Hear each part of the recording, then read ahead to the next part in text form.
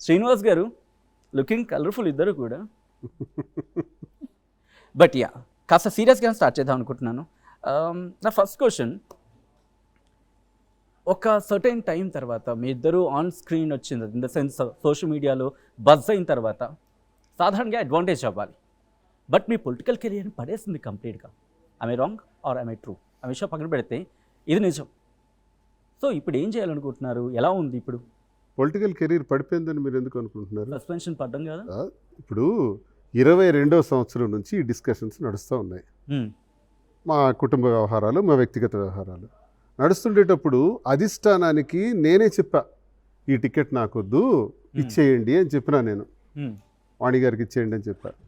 మళ్ళీ నాకే టికెట్ వచ్చింది, లాస్ట్లో నేనే పోటీ చేయాల్సి వచ్చింది. పోటీ చేసినప్పుడు ఈ విషయాలన్నీ తెలిసిన మా టెక్కలి నియోజకవర్గ ప్రజలు నాకు 75,000 ఓట్లు ఇచ్చారు. అచ్చెన్నాయుడు రాష్ట్ర పార్టీ అధ్యక్షుడిగా ఈ రాష్ట్రంలో హైయెస్ట్ పర్సెంట్ మెజారిటీ నాదియే, 70,000 పైచిలకు ఓట్లు నాకే వస్తాయని చెప్పి ఆయన ప్రకటించాడు, మర్చిపోకూడదు. ప్రకటించిన తర్వాత శ్రీకాకుళంలో అన్ని స్థానాల్లో కూడా మినిమం 45,000 ఓట్లు పైచిలకు మెజారిటీతో గెలిచారు తెలుగుదేశం కూటమి ఎమ్మెల్యేలు. అందులో కొత్తగా వచ్చిన వాళ్ళు సర్పంచ్ క్యాడర్ వాళ్ళు కూడా ఇద్దరు ఉన్నారు. ధర్మాన ప్రసాద్ మీద ఒక సర్పంచ్ క్యాడర్ గల వ్యక్తి 54,000 ఓట్ల మెజార్టీతో గెలిచాడు. ఈ సీట్లు ఇప్పించింది ఎవరో తెలుసా వాళ్ళకి? అచ్చెన్నాయుడు. మరి అచ్చెన్నాయుడు నా మీద ఎందుకు 32,000తో ఆగిపోయాడు? మరి 32,000తో అచ్చెన్నాయుడు లాంటి వ్యక్తి ఆగిపోతే అతని ద్వారా టికెట్లు వచ్చిన వాళ్ళందరూ 50,000, 45,000, 49,000 మెజార్టీతో మా జిల్లాలో గెలుచుకుంటే జనం నా పక్షాన ఉన్నట్ట లేనట్ట? బట్ 75,000 వచ్చినాయి కదా. క్వశ్చన్ నేను మాధురి దగ్గరికి వెళ్తున్నాను. మాధురి గారు, ఆయన అన్నట్టు ఒకవేళ ఆయన పొలిటికల్ కెరీర్ ఎదుగుతున్న క్రమంలో మీరు అడుగు పెట్టబట్టి డ్యామేజ్ అయ్యింది. నేను అడుగు పెట్టబట్టే జిల్లాకే పరిమితమైన దువ్వాడ శ్రీనివాస్ ఇప్పుడు 2 స్టేట్లో కూడా నాయకుడు అయ్యాడని నేను అనుకుంటున్నాను. నాయకుడు అయ్యారు, బట్ అంతకన్నా ముందుకు వెళ్ళలేకపోయారు. ఒక్కసారిగా సస్పెన్షన్ కిందకి ముందు వెళ్ళకెళ్ళకపోయారు మీరు ఎలా చెప్తారు? ముందుకు వెళ్ళలేకపోయారని మీరు ఎలా చెప్తారు? నేను చెప్తున్నా, మేము పీపుల్ తో ఫేస్ చేస్తున్నాం కాబట్టి మాకు తెలుస్తుంది ముందుకు వెళ్తున్నామా లేదా అని. ఒకప్పుడు టెక్కలకే పరిమితమైన దువ్వాడ శ్రీనివాస్ ఇప్పుడు తెలంగాణ, ఆంధ్రాలో నాయకుడు అయ్యాడని నేను అనుకుంటున్నాను. బట్ ఆ నాయకత్వం మీరు చెప్పినట్టు కాకుండా ఆన్ ద ఫీల్డ్ కనిపించట్లేదు. ఆన్ ద ఫీల్డ్ కనిపించడానికి ఇంకా టైం ఉంది. ఎలక్షన్ వస్తే కనిపిస్తుంది. ఇప్పుడు ఎలక్షన్ లేదు కదా, ఇప్పుడు ఎలక్షన్ పెట్టండి. మీ పార్టీ మిమ్మల్ని నమ్మట్లేదు. ఆ పార్టీ నమ్ముతుందో నమ్మట్లేదు అనేది మీరు ఎలా చెప్తారు? ఎలక్షన్లో ఓటింగే కొలమానం ఎప్పుడైనా. నేను ఇప్పుడు మాట్లాడింది అచ్చెన్నాయుడు కన్నా, అచ్చెన్నాయుడు అందరికన్నా తక్కువ ఓట్లు వచ్చినాయి, నాకు 75,000 వచ్చాయి. ఈ పరిస్థితుల్లో కూడా నేను ఎందుకు అన్నానంటే ఎన్నికలే కొలమానం ఎవరికైనా. మళ్ళీ ఎన్నికలు వస్తే అప్పుడు నేనేంటో మీకు ప్రూవ్ అవుతుంది. మీరు ఈ ప్రశ్న ఎప్పుడు అడగాలంటే 29లో అడగాలి, ఎన్నికలు అయిన తర్వాత. మీ ఇది తగ్గింది, మీ గ్రేడ్ తగ్గింది, మీ గ్రాఫ్ తగ్గింది అని మీరు చెప్పొచ్చు. బట్ దాని కొలమానం ముందుకు ఎలక్షన్స్కి వెళ్ళాలంటే మీకు టికెట్ ఇవ్వాలంటే జరిగిన పరిణామాలు అన్ని బేస్ చేసుకున్నాయి కదా. సో ఇవన్నీ కూడా ఇంకా సీరియస్ గా ఇంతకు ముందు ఈ పరిణామాలను బేస్ చేసుకుని టికెట్ వచ్చింది. ఇప్పుడు మీరు వైసీపీ పార్టీ నుంచి పోటీ చేశారు, మీరు సెకండ్ ప్లేస్ వచ్చారు. ఇప్పుడు ఏ పార్టీ నుంచి పోటీ చేస్తారు? టెక్కల ప్రజలు ఏ పార్టీ నుంచి మీరు ఓటు అడుగుతారు? సార్ ఇప్పుడు నేను ఫస్ట్ కాంగ్రెస్ పార్టీలో ఉండి రాజశేఖర్ రెడ్డి గారితో అడుగులు వేసి నేను తర్వాత ఆనాటి కాలంలో కూడా రాజశేఖర్ రెడ్డి గారి దగ్గర ధర్మాన ప్రసాదరావు గారు నాకు సస్పెండ్ చేయించారు 2007లో. ఎందుకంటే గొర్రెల హరిబాబు నాయుడు అనే వ్యక్తి తాలూకా ఎమ్మెల్సీ గెలుపుకి నేను కారణమైనానని. సరే, సస్పెండ్ చేసిన తర్వాత నేను విడిచిపెట్ల, వెంటనే పాదయాత్ర చేశాను ధర్మానికి ఎగ్నిస్ట్గా. 2008లో ఏప్రిల్ 24 నుంచి జూన్ 6వ తారీఖు వరకు 42 రోజుల పాటు మండుటెండల్లో పాదయాత్ర చేస్తే గ్రాండ్ సక్సెస్ ఆ ఫోటోగ్రాఫ్స్ మీకు ఇస్తాను. తర్వాత 29లో నన్ను చిరంజీవి గారు పిలిచారు, పీఆర్పీ నుంచి పోటీ చేశాను. 3,800 ఓట్ల తేడాతో ఓడిపోయాను. సరే, ఆ పార్టీ కాంగ్రెస్లో కలిపేస్తున్నారు. తరువాత నేను ఉద్యమాల్లో ఉన్నాను. ఉద్యమాల్లో ఉండి కాకరాపల్లిలో ఈస్ట్ కోస్ట్ థర్మల్ పవర్ ప్లాంట్ని తరిమి కొట్టే దానిలో రైతులకు, మత్స్యకారుల కోసం అండగా నిలిచి పెద్ద ఉద్యమమే చేశాం. మీ అందరికీ తెలిసిందే, రికార్డెడ్ ఎవిడెన్స్. దానికోసం నేను కొన్ని రోజులు జైల్లో కూడా ఉన్నాను. నా మీద కూడా పోలీస్ ఫైరింగ్ ఆర్డర్స్ ఇచ్చారు. ఫైరింగ్ ఆర్డర్స్లో 3 మా తాలూకు అనుచరులు చచ్చిపోయినారు. ఇవన్నీ కూడా జరిగిన హిస్టరీ. అయితే అప్పుడు లేని సమస్య, ఉద్యమం చేసినప్పుడు నేను ఎవరిని? నేను ఒక్కడనే. మరి పాదయాత్ర చేసినప్పుడు నేను ఎవరిని? 2008లో అప్పుడు జిల్లా పరిషత్ వైస్ చైర్మన్ రాజీనామా చేసి పడేసి వెళ్ళి పాదయాత్ర చేశాను. అప్పుడు ఎవరు? నేను ఒక్కడిని. ఇప్పుడు నాకున్న టెన్షన్ ఏంటి? అప్పుడు నా వయసు అంతా 38 ఏళ్ళు, 40 ఏళ్ళు, 42, 45లో నేను ఎన్నో చేసుకుని వచ్చాను. ఉద్యమాలే చేసిన వాడిని. కేంద్ర ప్రభుత్వానికి ఎగ్నెస్ట్గా ఉద్యమం చేసి జయరామ రమేష్ గారు ఆ ప్లాంట్ని రద్దు చేసే వరకు చేశాను. ఈరోజు నేను పోటీ చేయడానికి నాకు పూర్తి అనుభవాలు ఉన్నాయి.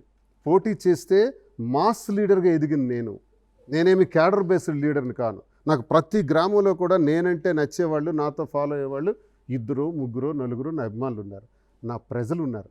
ఆ ప్రజలతోనే నేను మమేకం అవుతాను, ప్రజలతోనే కలిసి కష్టపడి ఈ ఎన్నికల్లో మళ్ళీ పోటీ చేస్తాను. సస్పెన్షన్ కారణం మీకు క్లారిటీగా చెప్పాలి, అడిగారు కూడా. సస్పెన్షన్ అన్నది నాకు జగన్మోహన్ రెడ్డి గారు చేయలే.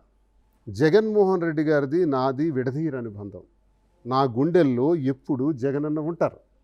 రాజశేఖర రెడ్డి గారు ఎలాగైతే నా దేవుడిగా నేను కీర్తిస్తానో, జగన్మోహన్ రెడ్డి గారిని ఎన్నికల అధికారంలో ఉండేటప్పుడు నా దేవుడు అన్నానో, అపోజిషన్లో ఉండేటప్పుడు కూడా నా దైవ సమానుడే అన్నాను. ఈరోజు సస్పెండ్ అయిపోయినా నా దైవ సమానుడే అంటున్నాను, మాట మార్చను. బట్ శ్రీనివాస్ 2029 ఎన్నికల్లో వైసీపీ నుంచే పోటీ చేస్తారు. చెప్పలేను ఎలా చెప్తాను? మరి మీ దేవుని నదులు వస్తారా? ఏమంటారు? మీ దేవుని నదులు వేరే పార్టీ నుంచి నన్ను కదా సస్పెండ్ చేశారు.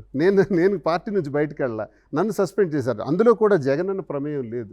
ఖచ్చితంగా నా సస్పెన్షన్లో ప్రధాన కారణం మా జిల్లా పార్టీ అధ్యక్షుడు కృష్ణదాస్, ధర్మాన కృష్ణదాస్, ఆయన సోదరుడు ధర్మాన ప్రసాద్. ఆనాడు వీళ్ళిద్దరే నన్ను 2007లో రాజశేఖర రెడ్డి గారి కాలంలో కూడా నన్ను సస్పెండ్ చేయించారు. ఈనాడు కూడా మళ్ళీ 17 ఏళ్ళ తర్వాత మళ్ళీ సస్పెండ్ చేయించింది కూడా వీళ్ళిద్దరే ఆనాడు పార్టీ నుంచి నన్ను దూరం చేసింది, ఇప్పుడు చేసింది. నా ఫైట్, నా తాలూకు యుద్ధం రేపు వీళ్ళిద్దరి మీద కూడా ఉంటుంది. మా జిల్లాలో శ్రీకాకుళంలో నేను పోటీ చేస్తాను. నా ఉనికి లేకుండా రేపు రాజకీయాలు వాళ్ళిద్దరు అన్నదమ్ములు ఎలా చేస్తారో కూడా చెప్తాను, చూపిస్తాను. కింజరాపు సోదరులు అంటే ఎర్రన్నాయుడు, అచ్చెన్నాయుడు, రామ్మోహన్ నాయుడు వరకు వీళ్ళకి, ధర్మాన కృష్ణదాస్కి, ధర్మాన ప్రసాద్కి మధ్య ఉన్న అంతర్గత రాజకీయాలేటో బయట పెడతాను, చీల్చి చెండాడతాను, విడిచిపెట్టను. ఈరోజు నన్ను సస్పెండ్ చేస్తే నేను నోరు మూసుకొని చేతికి గాజులు వేసుకొని హైదరాబాద్లో కూర్చోడానికి నేను సిద్ధంగా లేను. వ్యాపార రీత్యా, టెక్స్టైల్స్ రీత్యా ఇక్కడికి వచ్చాను, వ్యాపారం చేస్తున్నాను. టెక్కల్లో 3 రోజులు ఉంటాను, హైదరాబాద్లో 3 రోజులు ఉంటాను. రాను నా సమయం టెక్కల్లో పెంచుతాను. రానున్న రోజుల్లో నా సంగతి ఏంటో చూపెడతాను. నా సస్పెన్షన్ కారణమైనటువంటి ఇద్దరిని కూడా చీల్చి చెండాడతాను నేను రాజకీయంగా. బట్ పార్టీ అధ్యక్షుడు జగన్మోహన్ రెడ్డి అంటే ఆ పార్టీ అధ్యక్షుడి ఇన్ఫర్మేషన్ లేకుండా మిమ్మల్ని ఎవరు సస్పెండ్ చేయలేరు. బట్ ఇండైరెక్ట్గా ఆయన ఓకే అన్నారు అనుకోవాలి ఇక్కడ. సో ఆ క్షణంలో ఎందుకంటే పార్టీ అధ్యక్షుడు ఆయన అనుమతి లేకుండా ఎవరు ఎటువంటి ఏమీ చేయలేరు. అటువంటి క్షణంలో ఒకవేళ ఆయన మద్దతు కనుక మీకు లేకపోతే, మీరు దేవుడు అనుకునే వ్యక్తి మిమ్మల్ని సపోర్ట్ చేయకపోతే ఏం చేస్తారు? మీరు అదే పార్టీ మీద పోటీ చేయాల్సి వస్తే? సార్, ఇప్పుడు జగన్మోహన్ రెడ్డి గారే నన్ను సస్పెండ్ చేయాలనుకుంటే, ఈ గొడవలు 22వ సంవత్సరం నుంచి జరుగుతున్నప్పుడు అతనే చాలాసార్లు పరిష్కార మార్గం చూపించి 24లో మళ్ళీ ఎందుకు నాకు టికెట్ ఇస్తారు? మీరు సస్పెన్షన్ ముందు మాట్లాడారని. ఓకే, అదొక విషయం. 2, మా ఇంటి గొడవలు ఎప్పుడు జరిగినాయి? ఆగస్ట్ సెప్టెంబర్ నెలల్లో జరిగాయి. సస్పెన్షన్ ఎప్పుడు జరిగింది? ఏప్రిల్ 22 జరిగింది. అంటే ఇన్సిడెంట్స్ జరిగిన 7-8 నెలల తర్వాత సస్పెండ్ చేశారంటే ఇది జగన్మోహన్ రెడ్డి గారికి సంబంధం లేని విషయం అనడానికి ఇదే ప్రత్యేక నిదర్శనం. నన్ను సస్పెండ్ చేయకపోతే ఇంతకన్నా మించిన సమయం దొరకదు అని కృష్ణదాస్, ధర్మాన ప్రసాద్ చేసిన పన్నాగం.